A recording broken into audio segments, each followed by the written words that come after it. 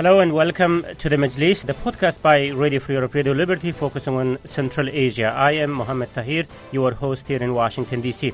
With the victory of Sooronbay Jeenbekov, Kyrgyzstan's former president Almazbek Atambayev transferred the presidency for his credit peacefully and on time to his elected successor, a practice that is rare in Central Asia. But his elected successor, Jeenbekov, happened to be his favorite candidate, and Atambayev spared nothing to get him elected. And by doing so, he might have left an incredibly complicated and messy legacy for his successor to deal with. The question is, how much of damage are we talking about? How can President Jeenbekov deal with it? What has to happen that things get back to normal? This is in foreign relations, which also directly linked to the things and challenges that Jeenbekov must handle locally. On today's Majlis, we plan to explore all these questions. To do so, I'm joined by Catherine Putz, managing editor of The Diplomat, who been to Kyrgyzstan on several occasions and, as a matter of fact, just came back from Uzbekistan. Catherine is based in Washington, D.C. Temur Toktonaliyev is joining us from Bishkek, who is the Kyrgyzstan editor of the Institute for War and Peace Reporting. And Bruce Pannier is with us from Prague, who is the editor of Radio Free Europe, Radio Liberty's Central Asia blog called Kishlok Owazi. Welcome on board, colleagues. Hello, everyone. Thank you. Hey. Very nice to have you. So, Temur, let's get started with you. When we talk about the former President Atambayev, many things come to mind. Obviously, there are a lot to talk about his external politics, but let's start with the domestic situation. So, what is that he is leaving for President Jeenbekov? Before the inauguration, he made a press conference. Right. And where he shared some his further plans on what he is going to do in Kyrgyz politics, in Kyrgyzstan. And he actually promised that Jeenbekov, it was expected that he will be independent, that Atambayev won't interfere to the work process of Sooronbay Jeenbekov, but just he noted that if Jeenbekov or Prime Minister Sapar Isakov will ask him for some advice, he could share his experience, his connections with different foreign leaders. Yeah, and from this point of view, I think now it's some kind of, messy.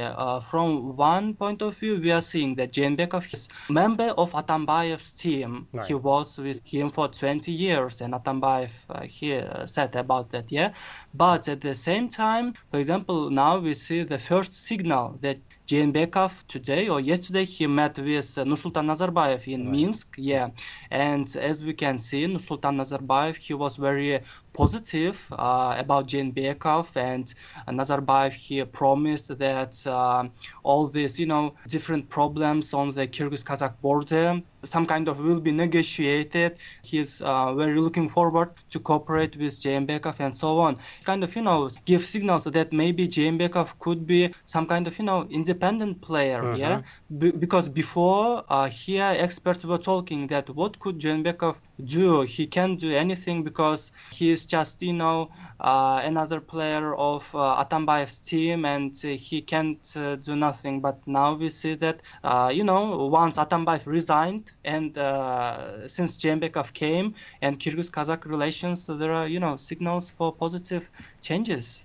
That's an interesting sign, and we would like to talk about this more in the second part of the debate. But remaining local, Bruce, there are many faults in Atambayev's leadership, but for his credit, we must say that perhaps this is the first time an elected president is transferring the office to another elected president in Central Asia peacefully and on time. A big step, but when we talk about Atambayev's domestic legacy, Bruce, what comes to your mind? Yeah, well, of course, as you mentioned, you can't emphasize enough how important it was that Atambayev left and handed over the post to somebody else. However, a lot of people give credit to Atambayev for maintaining stability in Kyrgyzstan, right, which is, of course, no small matter after 2005 and 2010 revolutions. But the fact is that the economic situation really hasn't improved a whole lot. There's still a real problem with ethnic harmony in Kyrgyzstan, which comes from of course, the 2010 ethnic riots between Uzbeks and Kyrgyz. But it doesn't even just concern like the Uzbek population too. There's other questions. Other groups have had some problems on occasion with this. There is a growing sense of nationalism in Kyrgyzstan, and so you have the economic problem. You got to get the Kyrgyz, all the people in Kyrgyzstan, to understand that they all enjoy the same rights and that they're all important for the country, of course. And then there's a lot of infrastructure problems that still need to be worked out. It's true, they've been doing better with supplying electricity and heating and stuff. They got the new Kamin.Ka power line that runs from the south up to the north. That helps out a lot. Gazprom, of course, took over the Kyrgyz gas network. That seems to be helping out a little bit. But those problems still aren't solved. Kyrgyzstan still needs to try to tap into its own hydropower potential so that it can truly become at least energy independent, and also have better connections to export and import goods, that to China through Kazakhstan. Uzbekistan, of course, is opening up, so they're going to want to try to connect themselves over there so that they can help develop their own domestic economy. So it's really those kind of things. It's basic stuff, but it really needs to be addressed. It managed to slide by when Atambayev was there, but somebody has got to do something to get certainly the economy up and running and try to boost it a little bit. Kathy, anything to add? I would just bounce off Bruce's point about the economy. I was looking at the GDP growth rates the other day, and it looks like a roller coaster, and it has for the last 20 years. So it's kind of hard to judge Atambayev's impact on the Kyrgyz economy because it's just up and down, and that's how it's always been. I think in terms of his legacy, especially in domestic issues, the constitutional changes that were put through last year, and I think they come into effect in December, that's going to be an important thing to watch to see how that impacts the balance of power between the president and the prime minister. And I think that's where the core of Atambayev's legacy is going to be, is how he impacted the Kyrgyz political system. Political system is one thing. Timur, I want to get your point on this once more. In terms of economy, tell me please, are there more people employed today compared to pre-Atambayev era?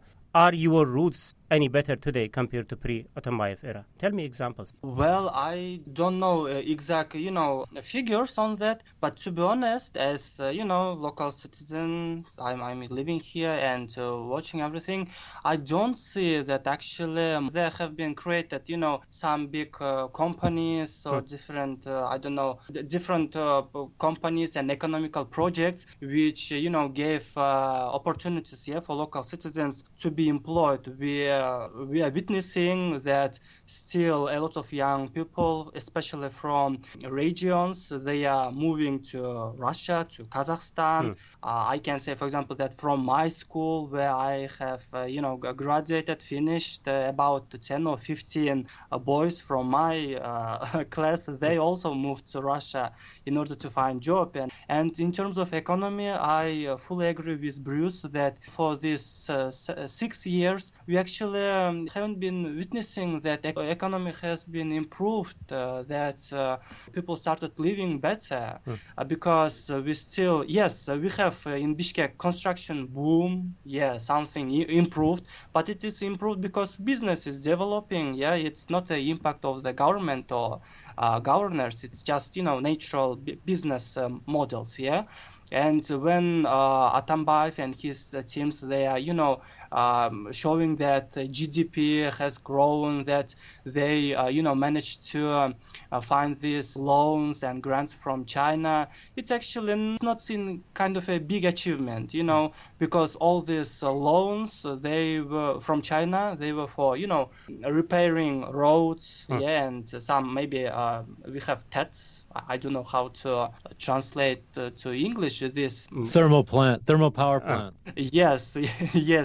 But it's not loans for, boosting economy, And 3 years ago, 4 years ago, actually Atambayev was saying that if we join the Eurasian Economic Union, our economy will boost, that it will, give opportunity to create local, different companies, production companies, and we will, export all these products to Russia, to Kazakhstan, to other these member countries.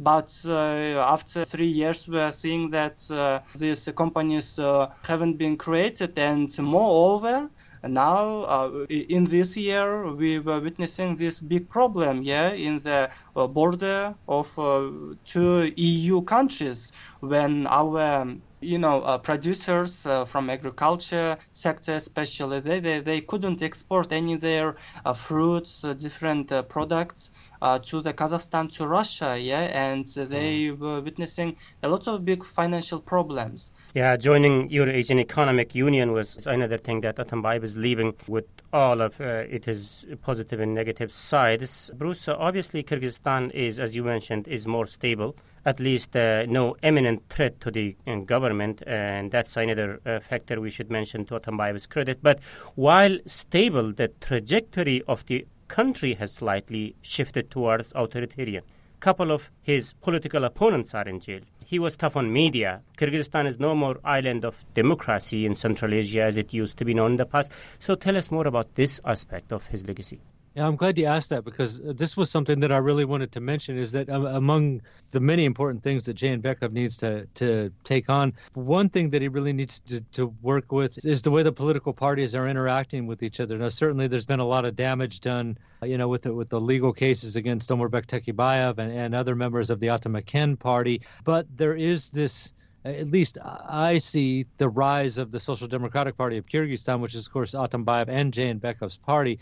And they're going to have to be really careful how they do this, because this was Kurmanbek Bakiyev's downfall, was that he created, in effect, a ruling party. And that was one of the biggest problems that led to his eventual ouster in 2010. And, so we got Atamaken's already having problems, and then we got Omurbek Babanov and the Respublika Party. And of course, he's stepped down, I believe, because this was some kind of deal. He would stay out of politics for a while and he'd keep himself out of jail, which is a very bad way to go about this. But Atambayev has left Jeenbekov with parties that are very unhappy with the last year, certainly, of Atambayev's rule. And, I mentioned the Respublika and Atamaken, but I could throw in Akshumkar, Butun Kyrgyzstan. I mean, there's a few are not very pleased with the balance of power and their role in the government. And this is something that Jeenbekov is going to have to deal with and try to keep his party strong, certainly, but at the same time let the other ones know that they're included. There's another thing to remember, too, that the current prime minister of Kyrgyzstan, Sapari Sakov, that's an Atambayev guy. It's interesting. It'll be interesting to see how long Jeenbekov keeps him, and maybe the deal is that he'll keep him. But as we know from Kyrgyz history, prime ministers don't last very long in Kyrgyzstan. So you can expect that sometime in the next 12 to 18 months at the most, they're going to have a problem and they're going to have to replace the prime minister. And it's going to be interesting to see who Jeenbekov would turn to that would be acceptable for Jeenbekov anyway, to be a substitute for Sapari Sakov, who was clearly an Atambayev guy. Katie, earlier you were mentioning the political aspect, but my another question to you is, as a journalist, you follow developments in Kyrgyzstan in terms of media and also NGOs. The steps that the Atambayev has taken to minimize the limited freedoms that they enjoyed in Kyrgyzstan, what is that legacy looks like, and what is the immediate steps that Jeenbekov has to take on that direction? I mean, I think especially the cases that have been lobbied against local media outlets for defamation, insulting the president, these kinds of things. One, for those media outlets, it certainly is an existential crisis, because without being able to run, they're going to implode. But the second effect of that is other media outlets then look at what they were essentially slapped by the state for doing and shy away from doing that. And I think you'll see a little bit more self-censorship in terms of how media outlets cover government decisions. And the ultimate impact of that is a lower level of discourse about policy issues that you need a free and open media to ask the questions, to air the issues, to sort of bring the sides together and talk about the different solutions for Kyrgyzstan's numerous problems, many of them in the economy. And so I think that's certainly a very negative legacy. Atambayev, as somebody who was very, very much a hothead and liked to insult people, didn't really take insults as well. Yeah. And so, I think he had a little bit of a thin skin. And that's, I guess, just my personal take on that. But I think for Jeenbekov, it's going to be very important to not follow in Atambayev's footsteps, because I think you're certainly nearing a precipice in Kyrgyzstan that could really dismantle what is a vibrant, relative to the rest of the region, a vibrant media atmosphere. And it would be quite the shame to pull that progress back. Timur, we now talking about the restrictions in that light, like political restrictions that were imposed during Atambayev's era in Kyrgyzstan, and also the controversial steps that he has taken to restrict independent media in NGOs. While he was taking all these steps, I think Jeenbekov was also part of his administration in this the other way. So what are the expectations from him to take an independent step that you were hinting earlier on these directions? I think Jeenbekov, he is trying to be very careful not to insult Atambayev, because as we can see, Atambayev can become, very easily be angry and to take different harsh actions. In the case of Babanov and Tikibayev, we were witnessing it. And from this point of view, I think Jeenbekov won't interfere to these, cases, Atambayev vs. this independent media, Zanoza, 24.kg, and so on. And courts seems will follow what Atambayev thinks. They will, make decision according to that. But I think Jeenbekov, he understands that being such kind of, opening war against the Kyrgyz media, it's not a good tactic, and maybe Jeenbekov, he'll be more careful and he won't initiate different cases, against media.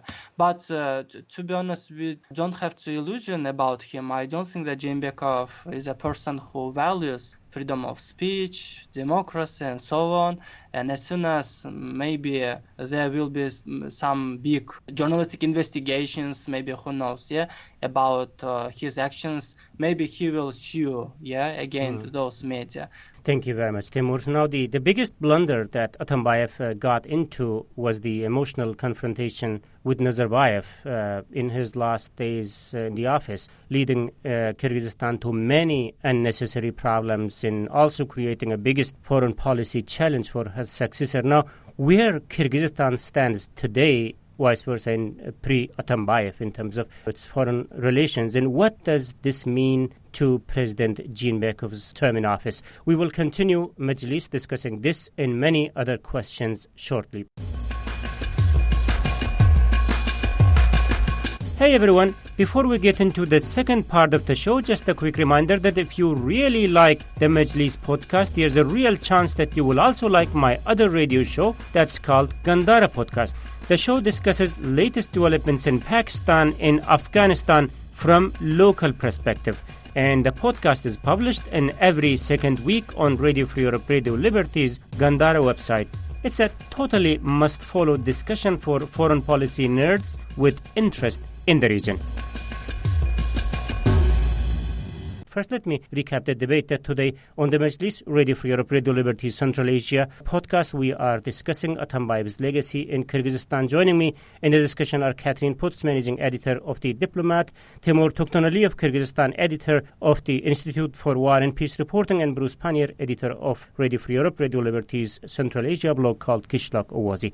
I am Mohammed Tahir, host of the Majlis here in Washington, D.C. Welcome back, colleagues. Now, talking about foreign policy, Kazakhstan comes first in mind. There appears to be some level of softening on Nazarbayev's side, as Timur, you mentioned, but we will get back to it shortly. Now, looking back to developments during the last couple of months or weeks leading up to the election, what legacy Atambayev is leaving in regard to Kyrgyzstan's relations with Kazakhstan? Maybe, Bruce, we can start with you on this. Well, I think if you asked Atambayev himself what legacy he left with vis-a-vis relations with Kazakhstan, he would say that he showed the Kazakhstan that Kyrgyzstan couldn't be pushed around. Now, if you ask some Kazakh officials, they would probably respond that they did push Kyrgyzstan around and show them exactly what could happen if the government in Bishkek decides to be nasty or play hardball with Astana.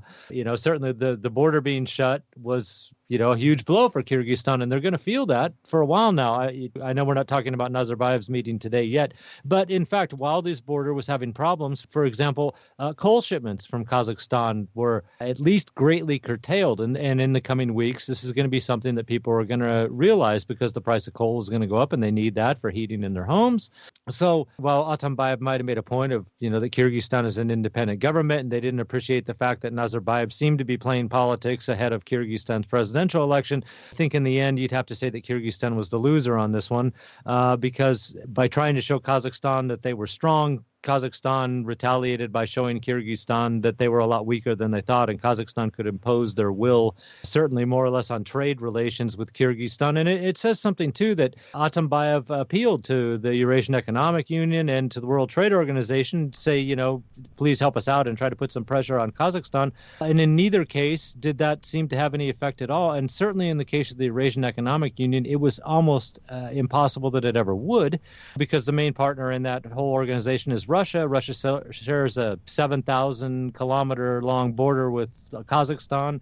Nazarbayev and Putin are good friends. They've known each other for 20 years practically, both of being heads of state, or Putin was prime minister for a while there. So that was never going to go anywhere, appealing to Russia to help out with Kazakhstan, because Russia in the end will always be on Kazakhstan's side. And the same with trying to get some Chinese support. Kazakhstan has an oil pipeline that supplies China, and there's 3 gas lines that come from Turkmenistan and go through Kazakhstan and supply China. And if you're sitting in Beijing and Kyrgyzstan says, can't you do something about the Kazakhs, then you're going to look at and see what you got from what you're getting from Kazakhstan and what you're getting from Kyrgyzstan and conclude probably that you're better off siding with Kazakhstan. So very poorly done.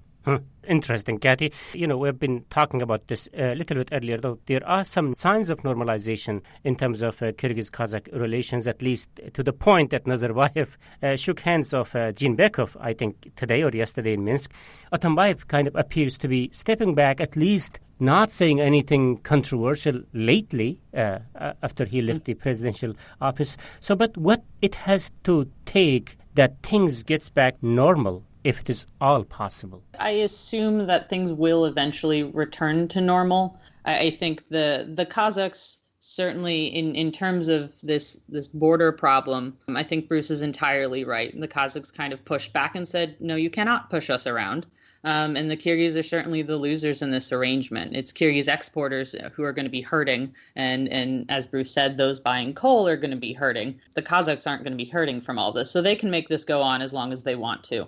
I think Kazakhstan will eventually pull some of this back. And while it's important that Jeenbekov and Nazarbayev shook hands, I was just reading an article on EurasiaNet about a documentary that aired in Kazakhstan last night about the Kyrgyz revolution in 2010 that included an interview with Bakiev. Yeah. And so that's a pretty low blow from the Kyrgyz perspective. So it's certainly on the political level, you might be seeing them shaking hands, but what's actually being discussed? What are the next steps? What can Jeenbekov do to essentially apologize to Kazakhstan, apologize to Nazarbayev, and then hope that they stop tightening the screws on the border? And it certainly, it comes down to Nazarbayev's whim, I think. And so what Jeenbekov can do, I don't know. I mean, he was handed a massive problem that I don't know that he has a route other than trying to set himself apart from Atambayev. But as we've discussed, there's only so far he can. They're both members of the same party. He's certainly following in Atambayev's political legacy. Sort of his first visit was to Russia, right. And that I think was symbolic of the direction that Atambayev was moving the country in toward the end of his term, and Jeenbekov's going to continue that. So it's kind of up to Astana when they want to stop tightening these screws, and maybe Russia will say something privately to the Kazakhs, because this certainly also is showing, if we didn't think the Eurasian Economic Union was a weak body before, it certainly looks like one now. Yeah. And so the longer that goes on, the worse it looks for Russia in terms of the reputation of that body as being this geopolitical center that they want it to be. If a little spat between the leaders of two of the Central Asian states can halt trade on part of the Eurasian Economic Union, that doesn't say very much about the Union standards. Yeah. So we'll see. Yeah.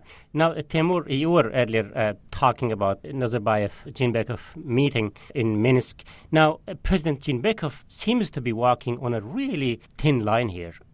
Wants to normalize, obviously, Kyrgyzstan's relationships with Kazakhstan. Also, don't like to anger Atambayev. So what's the right balance for him? Well, 2 weeks ago when I attended in the press conference of Atambayev, about Kazakhstan, he said such kind of thing that he has such kind of, harsh character and he couldn't change himself because he used to speak very directly to different people, and he admitted that maybe it created some problems. And he said that now you have Saparisakov, you have Jeenbekov, they are different persons than me, and they will help normalize situation with Kazakhstan. And from this point of view, I think Atambayev, he actually admits when he is alone, that Kyrgyz-Kazakh relations, they should be normalized, and we actually were witnessing how Kazakhstan impacts on Kyrgyz economy, on different this relation. But of course, yes, I understand your question that Jeenbekov should understand not going too far from his own cabinet. I mean, Atambayev, he formally resigned, but informally he will continue to influence to Kyrgyz politics, to foreign relations, because, for example, he, such kind of, he said that he is established a good relations with Russia, and if Jeenbekov or Saparisakov needs his help, he could help with that, and it was such kind of, signal, that, yes, I'm resigned, but I could be very useful for you, and do not forget about me, because I have my own connections. Bruce, let me paraphrase this question to you. Is there any risk that Jeenbekov is running in terms of his efforts to normalize Kyrgyzstan's relationships with Kazakhstan? Especially, I'm talking about the risk that he might anger Atambayev, given his emotional reactions in the past against Nazarbayev, that he was not ready to apologize, and he said many words that are controversial in Central Asia against Nazarbayev. What's your take on that? Well, this is really a question of how much loyalty Jeenbekov personally feels toward Atambayev. We've kind of hit around this all the time, and I mentioned that, Atambayev, when he went off on Kazakhstan, he didn't get a lot of support, any that I remember. It wasn't, I don't remember, except for some people in Kazakhstan who agreed that his comments on Nazarbayev being an aged leader and maybe he should step aside. There was some people there that thought that maybe that was right on the money. But as among leaders, he didn't get any support for that attack at all. So in some ways, Jeenbekov has kind of a free hand here. You got to let some time go by, that's for sure. And Atambayev is still a powerful political player at the moment in Kyrgyzstan, so you got to watch it. But Jeenbekov probably should detach himself from Atambayev's legacy at the first convenient opportunity, and I would imagine that is not going to be that far down the road. Once people start to forget a little bit about Atambayev, and if he can just keep him at arm's length so that his power kind of wanes a little bit, and of course the domestic political situation in Kyrgyzstan is always very fluid. So there's shifting alliances that are going on all the time. You can imagine 6 months from now, the political situation inside Kyrgyzstan won't look very much like it does right at the moment. There's going to be a lot of moving around, and like I said, there's undoubtedly going to be a change in the prime minister. What if Isakov goes and they find a prime minister that's from another party, and that's happened many times, even including parties that weren't even represented in parliament, then you already paved the way for detaching even more from Atambayev and moving out on your own independent course, which certainly in the case of Kazakhstan would be something they would greet very, very warmly, to see that they had someone who had departed from Atambayev's path, at least as concerning relations with Kazakhstan in the last couple months, and was trying to get a new understanding. The fact that Atambayev leaves Jeenbekov with a roadmap for restoring relations with Kazakhstan says a lot. There's never been a roadmap for relations between any two Central Asian states, and Kyrgyzstan and Kazakhstan got along really well for all this time. I would have never expected that those two countries would have needed a roadmap to restore relations between each other. So, as we've said, there's a lot of things he's got to take care of, and I do think that as time goes by since Atambayev has been in power, you'll see and hear less about Atambayev. And without trying to criticize him or cast him in a bad light, I think Jeenbekov will just move away and start pursuing a policy which is good for the people of Kyrgyzstan, or at least good for Kyrgyzstan, which is what he should be doing anyway. Can he do that? We also have to keep in mind that Atambayev is planning to play some sort of political role in the future, especially during the forthcoming elections, I believe, if I'm not mistaken. What he was saying is that he wants to lead his party in the elections, right? So will he let Jeenbekov move away from him? Well, we just seen Jeenbekov in Russia, and he just met with Kazakhstan. Now, if you got the support of Putin, Nazarbayev, and we assume that Jeenbekov will be making his trip to China pretty soon. If they all tell Jeenbekov, we're with you, do what you have to do to get your country headed in the right direction again. Atambayev can do anything he wants, and between the Kremlin and Beijing and Astana, if Atambayev makes a move, that I think they could shut him down pretty effectively and pretty quickly. Katie, earlier you touched upon that. So while President Jeenbekov is flirting with Putin as he made his first trip there, is there anything U.S. should be watching at? Obviously, Atambayev's another gamble was to put the trajectory of his country into an opposite direction when it comes to Bishkek's relations with Washington. That's a very good question. I think, the U.S. relationship with Kyrgyzstan was certainly set back a few years ago, the whole canceling of a cooperation treaty and sort of dialing back I think it was tax incentives that USAID had in importing stuff. I think there's certainly room to re-engage there. I don't know how much the U.S. really cares about Kyrgyzstan at this point, to be frank. It's a small country. There's no longer a military base there. I think in terms of engagement in Central Asia, the focus right now is entirely on Uzbekistan. And so Kyrgyzstan gets to come along in so much as it takes part in, I think, some of the stuff that's happening in Uzbekistan.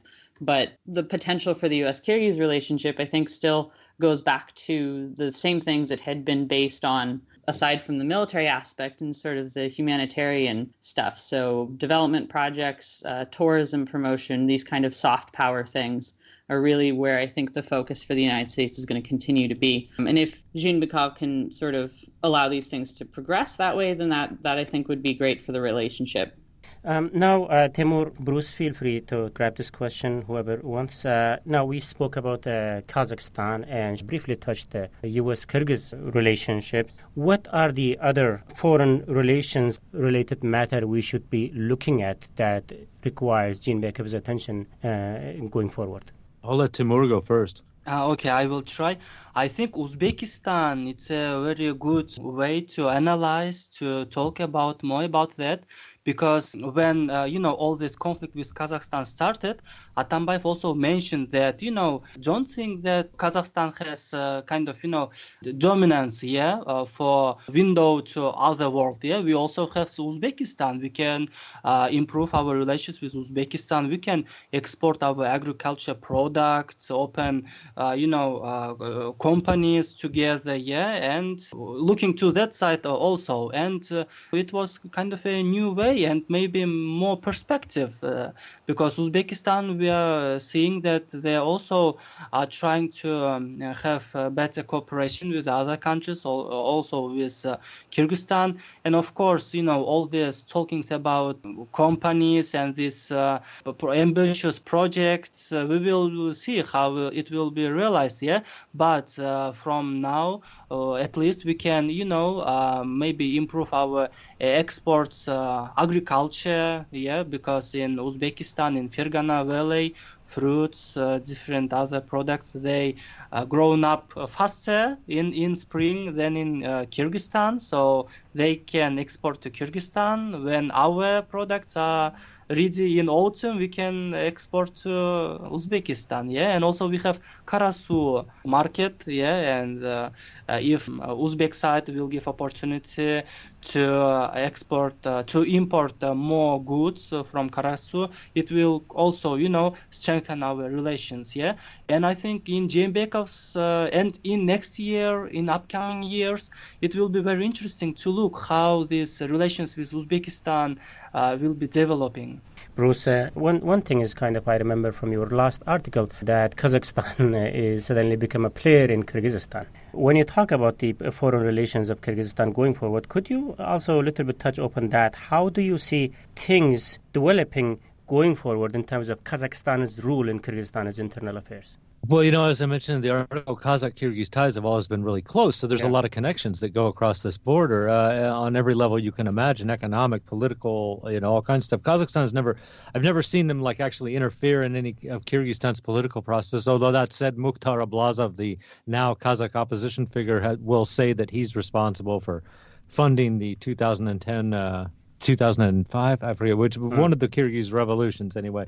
But there doesn't seem to be any evidence for that. However, as I mentioned in the article, I think Kazakhstan's, after these last couple months, Kazakhstan has always had the ability to exert some influence on Kyrgyzstan's politics. And I think they're going to be much more interested in trying to do that now, just to make sure that they don't end up with this situation. Because let's face it, this was embarrassing to everybody that this happened. Kazakhstan couldn't have liked it any more than people in Kyrgyzstan liked the fact that the border had to be closed and there was this exchange of nasty comments, and stuff. So I think they're going to pay a lot more attention, and where they see a chance for opportunity to get someone who's well inclined toward doing business with Kazakhstan or being a partner with Kazakhstan, they will probably do what they can to support that person inside Kyrgyzstan. And moving away from Kazakhstan, there's a couple things that I would mention that are pretty positive. One, China is of course going to stick with. China likes the status quo. Right. They got everything going in Kyrgyzstan. So Jeenbekov inherits benign, even very beneficial trade partner in China, and that's bound to go on. Now, how much re-export they're going to be able to do from China after Sagantayev, Kazakhstan's prime minister, basically blew the whistle on him at the CIS meeting for illegally re-exporting Chinese goods without paying the proper duties and tariffs. I don't know. So that might put a little bit of a crimp in it, but China's never going to lose interest in Kyrgyzstan, so that helps. For what it's worth, I was very impressed that EU Foreign Policy Chief Federica Mogherini made a trip to Kyrgyzstan before she went to Uzbekistan, where I know Katie saw her. But that was a symbolic visit that showed that they appreciated the fact that Kyrgyzstan did hold a presidential election in exchange, and have a change of power from one elected president to another. That kind of got lost in the shuffle of all the stuff that was happening. But I thought that was a real positive signal that the West wants to remain engaged with Kyrgyzstan, but was appreciative of the fact that they had done something which should provide a model for some of the other Central Asian states. So, certainly the door is still open to the West. We know the door is open to the East, to China. Russia will always be a partner. We've done shows dedicated to just Russian influence in Kyrgyzstan. We know that they're not going away anytime soon. And eventually, as Katie said, and as Timur knows, the relations between Kazakhstan and Kyrgyzstan will get back on track. It might take a little while, and of course, Kazakhstan's going to be a little wary in the future of what Kyrgyz domestic politics look like and what officials are saying about Kazakhstan. But overall, I'm kind of optimistic for the way things will go in the next few years, as long as they don't have huge economic setbacks that spark some problems. This could work out for them, certainly in terms of foreign policy. Right. Thank you very much, Bruce. From very warm relations with President Erdogan of Turkey, Atambayev also distanced the country from Turkey in his last days. His stance on Erdogan, on his demand to shut the Gulen schools were interesting. I don't know how much of a factor it is for Jeenbekov, although I see the latest news is that Turkish aviation management company might be taking over the management of some of the Kyrgyz airports. So I think we are already over time. So with this, thank you very much, Bruce Pannier, editor of Radio Free Europe, Radio Liberty Central Asia blog, Kishlok Owazi. And also big thanks goes to Catherine Putz, managing editor of The Diplomat in Washington, D.C., and Timur Toktanaliyev, Kyrgyzstan editor of Institute for War and Peace reporting in Bishkek. Thank you very much for your time and thoughts, colleagues. Thank you. Thank you very much. Thank you. And this is it from me, Mohammed Tahir, host of the Majlis, Radio Free Europe, Radio Liberty Central Asia podcast. Until next week, bye-bye.